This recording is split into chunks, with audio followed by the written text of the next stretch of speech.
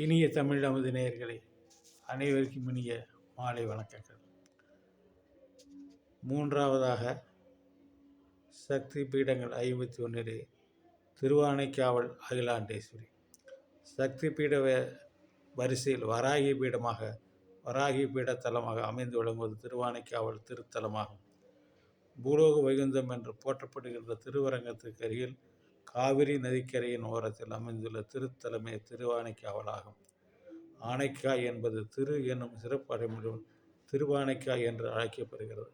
காய் என்ற சோலையை குறிக்கின்ற பொருளாகும். யானைகள் உலாவிய சோலை என்பதால் ஆனைக்காய் என்ற பெயர் தோன்றி திரு என்ற சிறப்பு அடைமொழியுடன் திரு ஆனைக்காய் என்று அழைக்கப்பட்டது என்பதே இதன் முழு விளக்கமாகும். பழங்காலத்தில் சோலைகளே இறைவன் உரையும் திருத்தலங்களாக மாறியிருக்கும் என்பதை வரலாறுகள் நமக்கு மெய்ப்பித்து காட்டியவர். சோழ நாட்டில் உள்ள நெல்லிமார் சோலை திருநெல்லிக்காய் என்றும், குரங்காடும் பழச்சோலை திருக்குரக்காய் என்றும், ஆனை உலாவிய சோலை திரு ஆனைக்காய் என்றும் வழங்கப்பட்டு வருகின்றன. யானை உலாவிய சோலை என்பதை வடமொழியில் கஜாரண்ய சேத்திரம் என்றும் அழைக்கப்படுகிறது. இத்தலத்தில் அன்னை சக்தி அகிலாண்டேஸ்வரி என்ற திருக்கோயில் கொண்டு திகழ்கிறார். இறைவன் ஜம்புகேஸ்வரர் என்ற பெயரில் கோயில் கொண்டுள்ளார். அகில அண்டங்களுக்கும் முதல்வியாக திகழக்கூடிய அன்னை ஆதிசக்தியானவள் அகிலாண்டேஸ்வரி திருப்பெயரை தாங்கி அருளாட்சி பெறுவது மிகவும் பொருத்தமான ஒன்றையாகும். அன்னை சக்தியானவர் அகில உலக நாயகியார். திருவானைக்காய் திருத்தலம் பஞ்சபூத தலங்கள் அப்புத்தலமாக விளங்குகிறது. அப்பு என்றால் நீர் என்ற பொருளாகும். நீரானது உலகத்தில் இருக்கலாம் அமுதம் போன்றதாகும். நீரின்றி நிலவரம் நிலைபெறுதல் இயலாது என்பது நாம் அனைவரும் அறிந்த விஷயம்தான்.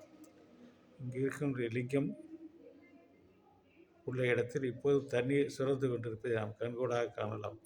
உயிருக்கு உயிராக திகழக்கூடிய இறைவனை அனைத்து உயிர்களுக்கும் ஆதார சக்தியாக இருக்கக்கூடிய தண்ணீரை கொண்டு மாதேவியார் லிங்கத்தை பிரதிஷ்டை செய்து வெகு பொருத்தம் என்று சொல்ல தெரிய வேண்டியது.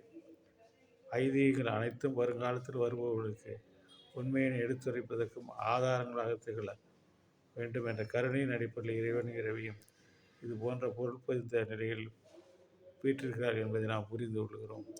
உமாதேவியார் நீரால் அமைத்து பூஜித்த ஐதீகத்தை நினைவுறுத்தும் வகையில் இப்பொழுது உச்சி காலத்தில் அகிலாண்டேஸ்வரி ஆலயத்து கோயில் குருக்கள் அம்மன் போல் பெண் வேடமே தரித்து கோயிலின் பூஜை செய்வது வழக்கமாக இருந்து வருகிறது. கோயில் குருக்கள் அம்மன் போல் வேடம் தரித்து செல்வதை காணும் பக்தர்கள் அதற்கான காரணத்தை உணவும் போது உமாதேவியார் நீரினை கொண்டு பிரதிஷ்டை செய்த லிங்கம்தான் சுவாமி கோயிலில் அமுதலிங்கமாக அருள் பொழிகிறது என்று ஐதீக வரலாறு அனைவருக்கும் நினைவு கூறப்படுவது அல்லவா. நம்முடைய காலத்தில் மட்டுமின்றி எதிர்காலத்தில் உருவாகப் போகின்ற சந்ததிகளும் வாழையடி வாழையாக இதனை அறிந்து இன்புறுவார்கள் என்பதில் ஐயமில்லை. மற்றொரு சான்றை நாம் இங்கே அறிந்து கொள்ள வேண்டும்.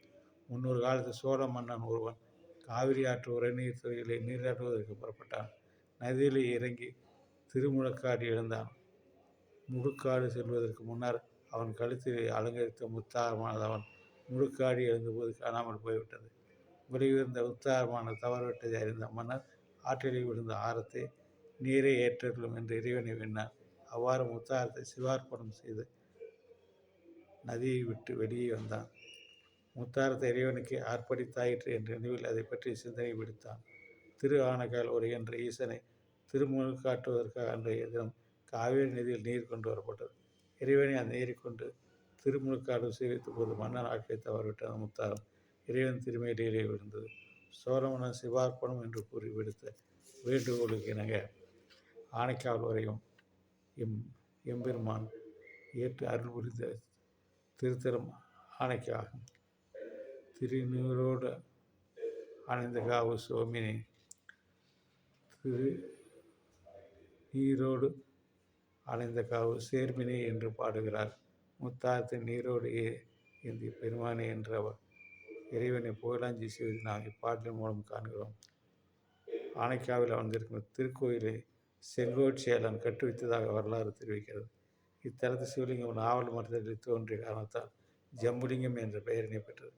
அதன் காரணமாக ஜம்புகேஸ்வரம் என்ற வடமொழி பெயரும் இத்தலத்திற்கு உண்டாயிற்று. நாவல் மரத்தை வடமொழியில் ஜம்பு விருட்சம் என்று கூறுவார்கள். எனவே நாவற்கோவில் என்ற பெயரிடம் இத்திருக்கோயில் அழைக்கப்படுகிறது. இத்திருக்கோயிலில் ஜம்புகேஸ்வரம் அகிலாண்டேஸ்வரியும் தனித்தனி திருக்கோயில் காட்சி தருகின்றன. இறைவனை இந்த இடத்தில் பிரதிஷ்டை செய்தவில் அகிலாண்டேஸ்வரி என்பதால் இத்திருக்கோயில் அன்னைக்கு முதன்மை சிறப்பு வழங்கப்படுகிறது. அன்னை அகிலாண்டேஸ்வரியின் திருவடிவுக்கு எதிரில் சங்கராச்சாரிய சுவாமி ஸ்தாபித்த விநாயகப் பெருமான் வீற்றிருக்கிறார். அன்னையின் தோற்றம் கம்பீரத்துடன் கூடிய கருணை மிகு திருமுகமாக காட்சியளிக்கிறது.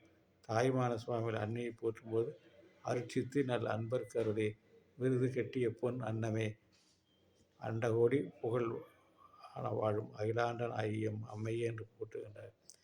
தம்மை மெய்யன் போல தொழும் பக்த கோடிகள் அஷ்டமாசத்திலும் வழங்கக்கூடிய அன்னை அகிலாண்டேஸ்வரி எண்ணற்ற அண்டங்கள் போற்றி தொழுகின்ற அகிலாண்டேஸ்வரன் ஆகிய அம்மையாக அகிலாண்டேஸ்வரி அவர் போற்றிப்பார்கள். அன்னையின் திரு சன்னதிக்கு போர் மொழியிலே பெரிய தூணிலே ஏகபாதமூர்த்தி உருவம் சிறப்பாக காட்சிகள். படைத்த தொழிலை புரிகின்ற பிரமணியம் காத்தல் தொழில் செய்கின்ற திருமாலையும் அழிக்கும் தொழிலை செய்கின்ற ருத்திரனையும் தன் திருமணியில் உருவாக்கி அத்திருமணியில் ஒடுக்கி விடுகிறார் சிவபெருமான். மும்மூர்த்திகள் வெவ்வேறு பெயர்களையும் மரங்களை கொண்டு இயங்கிய போது தன்னுள் அவர்கள் அடக்கம் பெறுகிறார்கள் என்பதை உணர்த்தும் கோலத்தும் ஏகவாதமூர்த்தியாக இறைவன் தூணில் காட்சி தருவது நாம் அறிய வேண்டியதாகும். திருவானைக்காவல் திருக்கோயிலில் கோஷேர்கோன் கட்டுவித்த மேலே குறிப்பிட்டிருந்தோம். ஆணை உலாவிய சோலையில் ஒரு நாவல் மரத்தினில் தோன்றிய லிங்கத்திற்கு யானை ஒன்று தன்னுடைய துதிக்கையினால் நீரினை கொண்டு வந்து திருமுழு காட்டி வந்தது. மலர்களை பறித்து வந்து பூஜையும் செய்து அந்த லிங்கத்திற்கு சிலந்தி ஒன்று பறித்து வந்து பூஜையும் செய்தது. அந்த லிங்கத்திற்கு சிலந்தி ஒன்று தன் வாய் நீரினால் மேற்கூரை அமைத்து சிவலிங்கத்தின் மேல் சருகல் விழாபடி காத்து வந்து சிலந்தி மேற்கூரை கட்டிய போதும் யானை தினம் நீரினை கொண்டு வந்து திருலிங்க திருமுழுக்காட்டு செய்த காரணத்தால் சிலந்தியின் உழைப்பு வீணாகியது. அந்த சிலந்தியானது முயற்சியை விடாமல் திரும்பவும் தன் வாய் நீரினால் மேற்கூரை கட்டியது. அதனையும் யானை சுத்தம் செய்து தூக்கியது. தன் உடப்பினை வீணாக யானை மீது கடும் கொண்ட சிலந்தி யானையின் துதிக்கின் உள்ளே புகுந்து கட்டி அதன் காரணம் யானை கீழே விழுந்து துடிதிருத்து இருந்தது. சிவபெருமான் பூஜித்து வந்த யானை கைலாயம் சென்றது. சருகு லிங்கத்தின் மேல் அவள் பாதுகாத்த சிலந்தியை கோச்செங்கட் சோழனாக பிறந்து இத்திருக்கோயிலை கட்டியதாக கூறப்படுகிறது. புனித செயல்களை நாம் விடாமல் செய்ய வேண்டும் என்ற கருத்தினை மேற்கொண்ட நிகழ்ச்சி நமக்கு உணர்த்துவதாக இருக்கிறது. சிலந்தி சோழ மன்னனாக பிறந்த நக்கீரதேவ நாயனார் சீர்மடிந்த சிலந்தி கிண்ணற அரசடித்து என்று கூறுகிறார். கோச்செங்கட் சோழன் திருவானைக்கா திருக்கோயிலை மட்டும் எடுக்கவில்லை. தனக்கு தீங்கிழைத்து யானையால் ஏற முடியாத வகையில் 70 மாட கோயில்களை சிவனுக்கு எடுத்தான். இதனை திருமங்கை மன்னர் இரு கிழங்கு திருமொழி வாயன் தோழீர் எழில் மடம் 70 செய்தல் மாண்ட திருக்குளத்து வளச்சோழன் என்று பாடுகிறார். பஞ்ச பிரகார விழா என்று மிகவும் பிரசித்தி பெற்ற விழாவாக இங்கு கொண்டாடப்படுகிறது. இந்த விழா அன்னை அகிலாண்டேஸ்வரி ஜம்புகேஸ்வரி நடைபெறும் திருவிழாவாகும். படைக்கும் தொழிலை செய்யும் பிரம்மதேவன் தான் படைத்த பெண் ஒருத்தியின் அழகில் மயங்கி நிறைய அடைந்து படைத்தல் தொழிலை செய்யும் வல்லமையினை இழந்தான். அதற்கு தன்னுடைய தவறினை உணர்ந்த அவன் மன்னிப்பு கோரி இறைவனிடம் தவம் இருந்தான். அவன் மேல் மனமறி இறைவன் ஜம்புகேஸ்வரர் அகிலாண்டேஸ்வரர் உருமாறி பிரம்மதேவனுக்கு காட்சியளித்தார். சுய உருவில் வந்தால் சக்தியின் அழகை கண்டு பிரம்மன் மோகிக்கப்படும் என்ற எண்ணம் காரணமாக இரவியோடு இறைவன் இரு வேடங்கள் வந்தார். மாறுபட்ட சிவசக்தியைக் கண்டு பிரம்மன் வெட்கி தலை குனிந்தான். அதன் பின்னர் இறைவன் இரவியின் அருள் பெற்று படைத்தல் தொழிலை துவங்கினார். இந்த பிரபஞ்ச பிரகார விழாவிற்குரிய வரலாறாகும். இவ்வன்னைக்கு ஆதிசங்கரி ஸ்ரீ சக்கரம் வைத்த தடாங்கம் தோடு அதாவது காதணி அணிவித்ததும் இந்த வரலாறு கூறுகிறது. இந்த அற்புதமான விழா திருவானைக்கா திருத்தலத்தில் தனி விசேஷம் பெற்று விழுகிறது. தாட்சாயணி உடற்கூறுகளின் ஒரு பகுதி விழுந்த இடமாகவும் சக்தி பீடங்கள் ஒன்றாகவும் விளங்கும் அன்னை அகிலாண்டேஸ்வரி இந்த திருக்கோயில் வடம் வந்தால் வற்றாத பேரவர்களை பெறலாம். நாளை தினம் திருக்குற்றாலம் யோக பீடநாயகி திருக்குற்றாலம் யோக பீடநாயகி 4வது சக்தி பீடம் 4வது நாளை பார்ப்போமா? நன்றி, வணக்கம்.